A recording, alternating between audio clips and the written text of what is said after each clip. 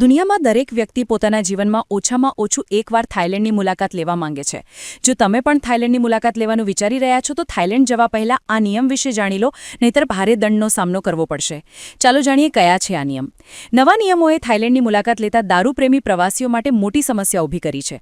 પ્રવાસીઓ સામાન્ય રીતે તેમની સુવિધા મુજબ સ્ટ્રીટ ફૂડ સાથે દારૂનો આનંદ માણે છે, પરંતુ હવે થાઇલેન્ડમાં દારૂ પીવાનો સમય નક્કી કરવામાં આવ્યો છે. નવા નિયમો અનુસાર થાઇલેન્ડમાં બપોરે 2 વાગ્યાથી સાંજે 5 વાગ્યા સુધી દારૂ પીવા પર પ્રતિબંધ રહેશે. જે કોઈ વ્યક્તિ આ નિયમનું ઉલ્લંઘન કરશે તેને 10,000 બાહટનો ભારે દંડ કરવામાં આવશે. ભારતીય રૂપિયામાં આ રકમ આશરે 27,357 રૂપિયા થાય છે.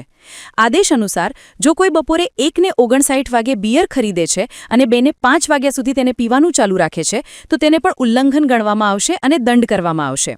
આ નિર્ણયથી રેસ્ટોરન્ટ માલિકો માટે મુશ્કેલીઓ વધી ગઈ છે, જેમને પોતાનો વ્યવસાય ગુમાવવાનો ડર છે. થાઇલેન્ડમાં અગાઉ પણ માર્કેટિંગ અને જાહેરાત પર પ્રતિબંધો સહિત અનેક દારૂ પ્રતિબંધો હતા. થાઇલેન્ડમાં આલ્કોહોલિક પીણાની જાહેરાત પર પ્રતિબંધ હતો, સિવાય કે સામગ્રી સંપૂર્ણપણે તથ્યપૂર્ણ હોય. અહીં સેલિબ્રિટીઓ પણ દારૂનો પ્રચાર કરી શકતી નથી.